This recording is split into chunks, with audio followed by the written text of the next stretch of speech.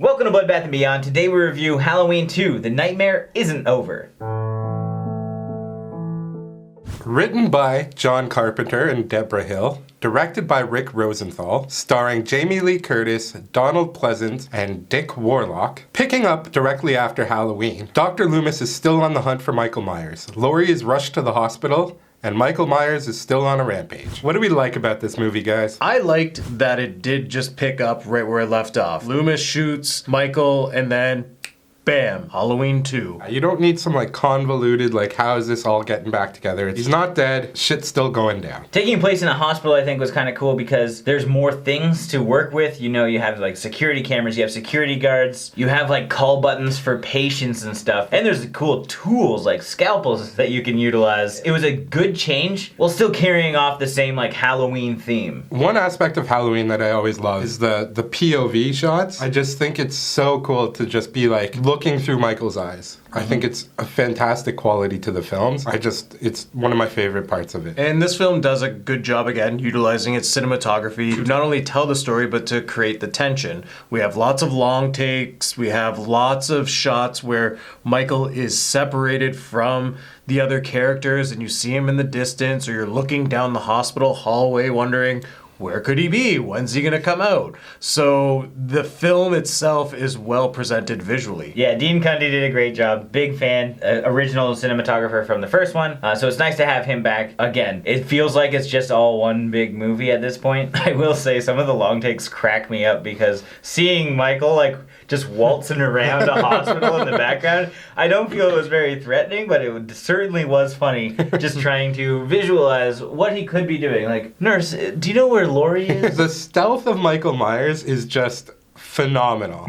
It is probably Splinter Cell quality. It's where you have to take a leap of faith on the realism of this film. There's something about Michael's nonchalance, I'm just gonna keep walking and kill people on my way, but not try too hard.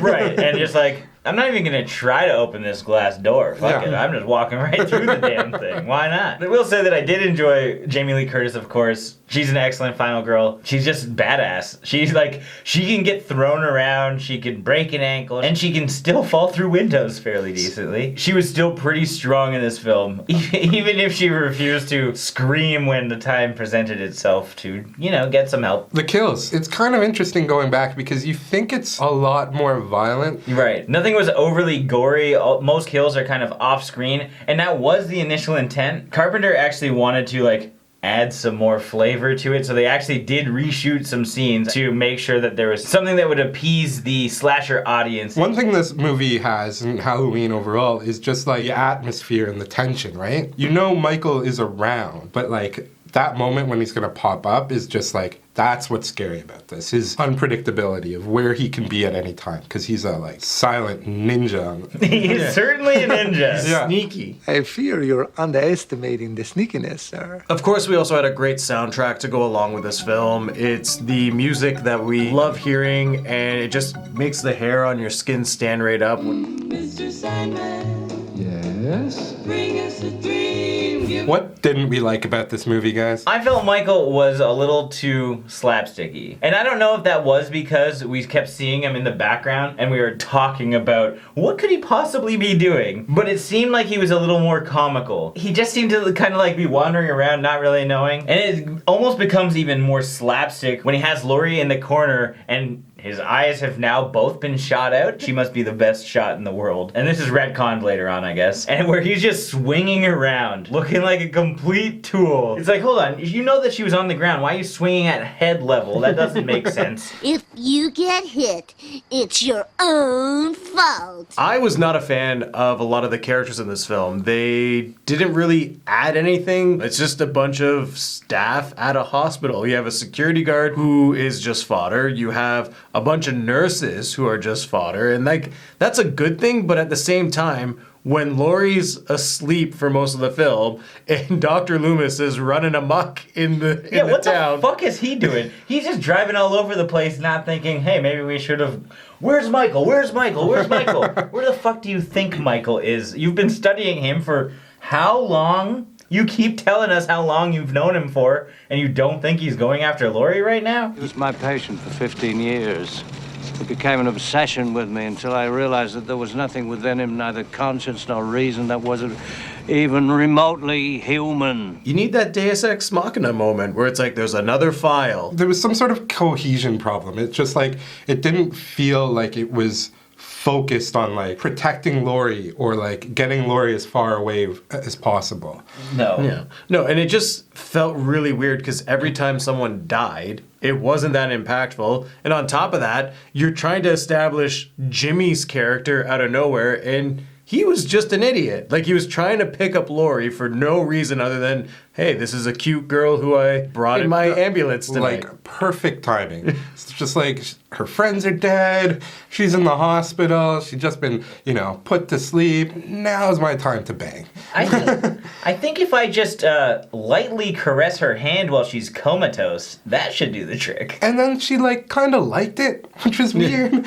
Right, I don't understand why you would like many of the characters in this film, to be honest. Which brings me to Dr. Loomis, because Dr. Loomis was weird. He seemed like he was talking to a wall. Yet one night in 1963, Michael Myers did murder his sister in that upstairs bedroom with a large butcher knife. Like, I like Donald Pleasence. I loved him in the first one, but in this, it's like his dialogue was not even scripted for the conversations that he was in. Somebody would say something important, and he would just go off on some fucking weird tangent, and then people would just be like, but we need to do this thing. It was just really strange. And he cops that guy's fucking lighter. He did a lot of weird things. He had some interesting lines. The first line, like, we hear out of him is like the "you don't even know" death line randomly to the neighbor. Is this some kind of joke? I've been trick-or-treated to death tonight. You don't know what death is. He was like a shoot first, ask questions later. An innocent teen died because of him. He was real drunk. How old is he? 17.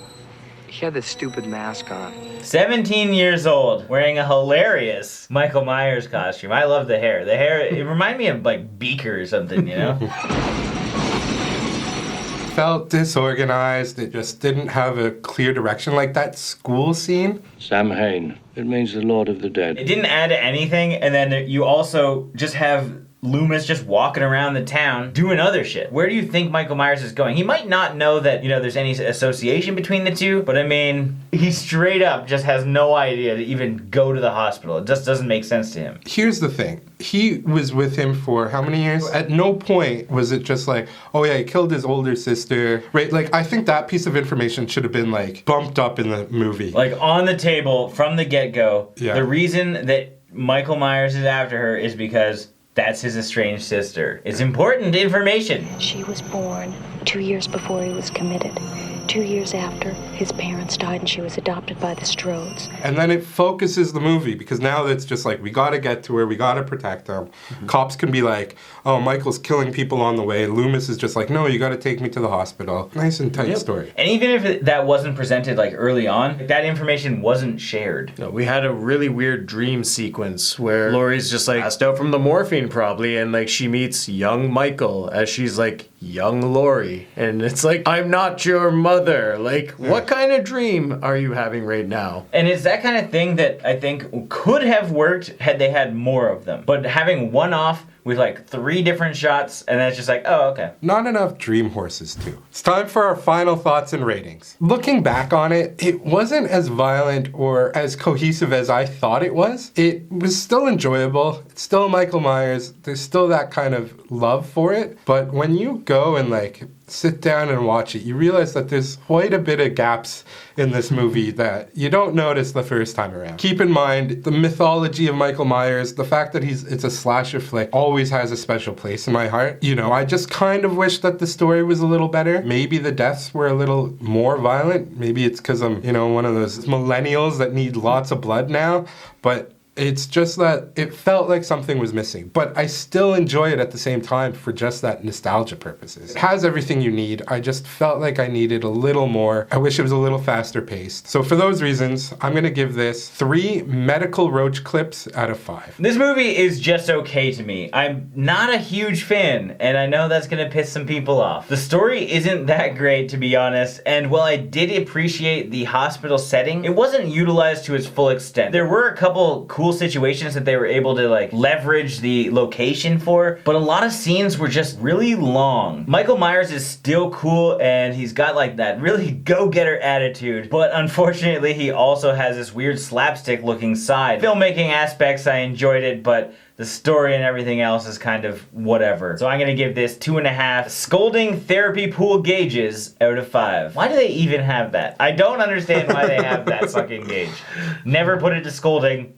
Nobody wants that temperature. To me, this film is one that there's a lot you can like and there's a lot that you can dislike. It was enjoyable visually, the cinematography was very well done, it had an excellent soundtrack, creating that tension that you came to love from the first Halloween. But it wasn't as scary and it wasn't as impactful. The characters felt out of place, and because of the characters' deaths, it just felt like fodder and it didn't have as much meaning to it as you would expect. The pacing itself felt out of place because our two main characters in Dr. Loomis and Laurie were really doing nothing throughout this film, and Michael was just kind of hiding in the shadows. So with that being said, I'm gonna give this film 2.5 bloody sandwiches out of 5. As always, thank you for watching. Like this video and comment below with your thoughts on the film if you've seen it. If you haven't and you do want to check it out, there are links in the description where you can find it. And if this is your first time here, make sure you subscribe to the channel, stay updated with everything Bloodbath and beyond.